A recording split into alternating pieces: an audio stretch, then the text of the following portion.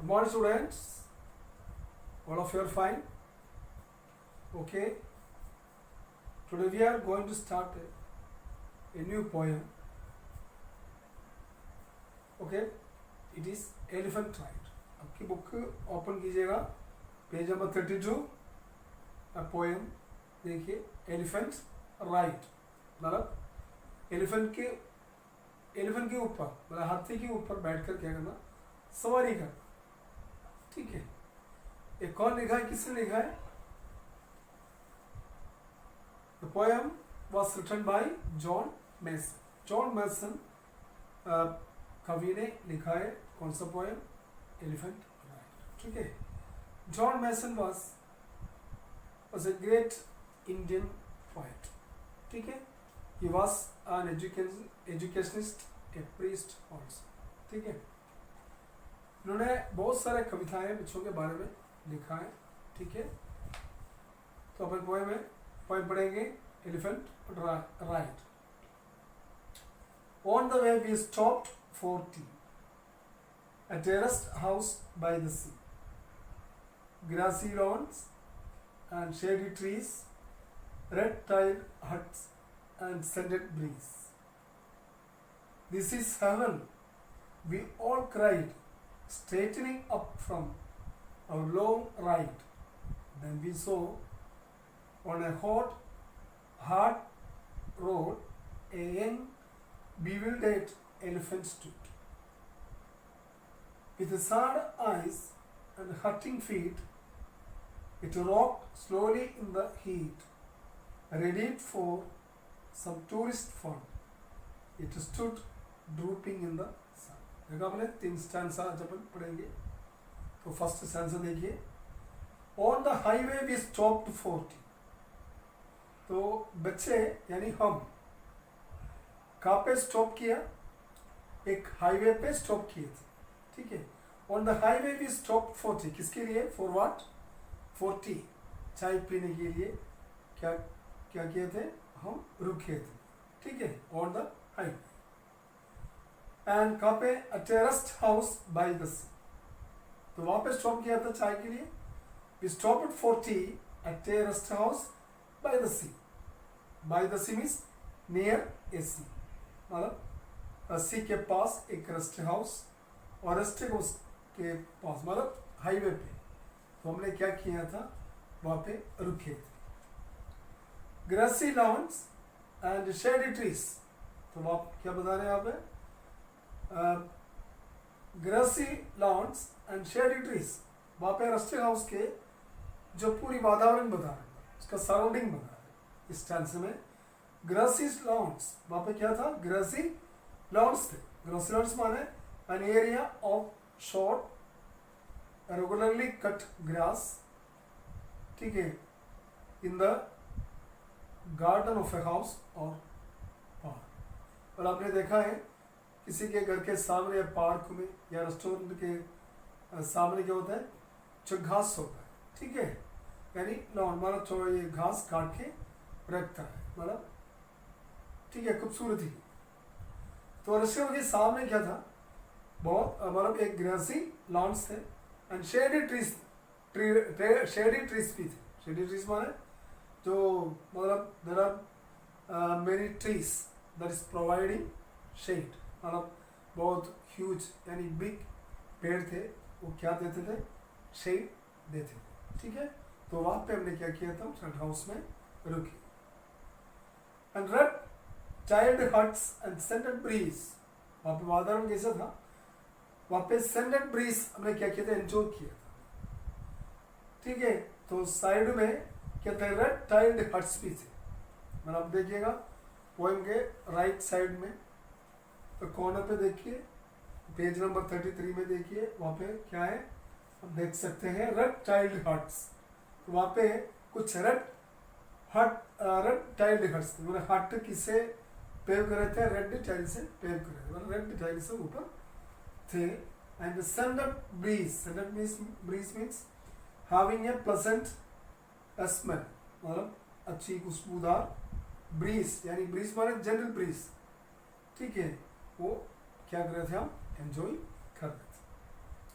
Second stance में तो देखिए, दिस इज हेवन, बच्चे क्या बोल रहे हैं, दिस इज हेवन, ये बहुत स्वर्ग जैसा लग रहा है। वी ऑल क्राइड, हमने क्या किया, हम सब चिल्लाए कि दिस इज हेवन, ये बहुत हेवन है, ये हेवन जैसा लग रहा है। वी ऑल क्राइड, हम क्या क्या किए थे, हम सब चिल्लाए थे। Straightening up from long ride, क्या किया, बहुत लंबी देर तक हमने राइड करने के बाद क्या किया था, स्ट्रेटनिंग अप मतलब रिलैक्सिंग कर रहे थे। रिलैक्सिंग करने के बाद अपन राइड करने के बाद क्या करते, रिलैक्स करता है, ठीक है, मतलब हाथ पाँव सब क्या करता है, अपन क्या करते हैं, एक थोड़ा एक्सरसाइज देते हैं, उसको रिलैक्स करते हैं। तो straightening up from our long ride, एक लंबी लॉन्ग राइड से हमने क्या किया, स्ट्रेटनिंग करके मतलब थोड़ा रिलैक्स करके कर रहे थे, तब कर रहे थे, तब हमने क्या देखा, then we saw a hot hard road, young bewildered elephant stood, एक वहाँ पे रास्ते में मैंने रोड पे हमने क्या देखा, then we saw on a hot hard road young bewildered elephant stood. Bewildered माने अटरली कंफ्यूज्ड यानी वेरी कंफ्यूज्ड में एक एलिफेंट, यंग एलिफेंट कहाँ पे खड़े थे, हॉट हार्ड रोड पर खड़े थे। आगे सच में ओके स्टूडेंट्स, तो एलिफेंट कैसे कंफ्यूज हो गया, क्योंकि जो सड़क मतलब रोड बहुत गर्म था, ठीक है, तो बच्चे ने वो हॉट हार्ड सड़क पर एक हाथी को, यंग हाथी को देखा, वो मतलब वो बहुत कंफ्यूज कर रहे थे, मतलब क्या करना है ये सोच कर खड़े थे। कौन खड़े थे, एलिफेंट खड़े थे, ठीक है।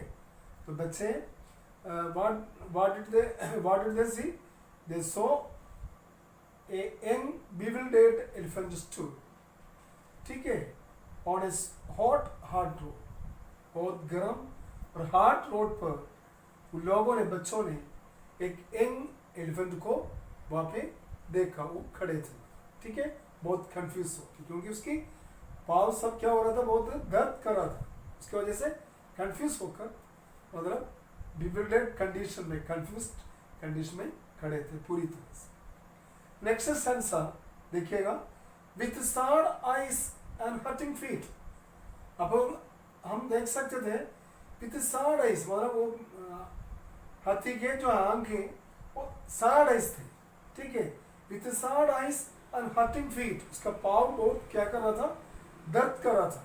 तो उसका जो दर्द सब कुछ अपन को कहाँ से समझ सकते थे, उसकी आंखों से समझ सकते थे, बहुत हर्ट कर रहा, ठीक है, बहुत दुखी थे, क्योंकि नंगे पाँव में अपन बहुत लंबी देर तक अपन सड़क पर रोड पर चलते, तो क्या होता है, मेरा पाँव क्या होता है, हट करता, मतलब बहुत पेन करता है, ठीक है।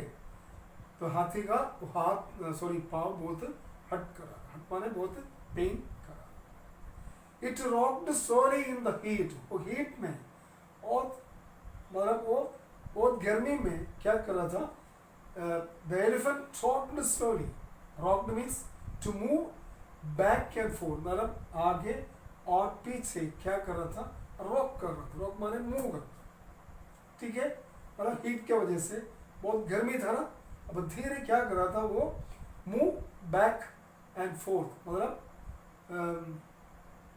आगे और पीछे क्या कर रहे थे, मूव कर रहे थे, ठीक है। Ready for some tourist fun, तो the elephant stood there and ready for some tourist fun, मतलब टूरिस्ट लोगों को क्या करने के लिए, फन करने के लिए, उसको एंजॉय मतलब एंजॉयमेंट देने के लिए क्या कर रहे थे, हाथी रेडी मीन्स तैयार करके, तैयार होकर खड़े। It stood dropping in the sun, क्या है वो, बहुत धूप में, इन द सन माने धूप में वो हाथी क्या कर रहा था, इट स्टूड ड्रूपिंग माने बोविंग द हेड डाउन, माने वो सिर क्या करते हैं, नीचे की ओर सिर झुके खड़े थे, क्योंकि बहुत गर्मी था ना, अब इसीलिए उसका जो हेड नीचे की ओर बाव करके तो बेंड करके वो खड़े थे, मतलब इतना तेज मतलब गर्मी है, उसका पाँव दर्द कर रहा था, ठीक है। फिर भी हाथी क्या कर रहा है, टूरिस्ट को मतलब उसको एंजॉयमेंट देने के लिए उसको, ठीक है, वो करने के लिए क्या कर रहा था, वो तैयार होकर खड़े थे। आगे समझ में। बाकी स्टैंसा है, तो आज अपन 3 स्टैंसा पढ़ा है, तो बाकी जो रिमेनिंग स्टैंसा अपन इस क्लास में पढ़े। Okay, thank you.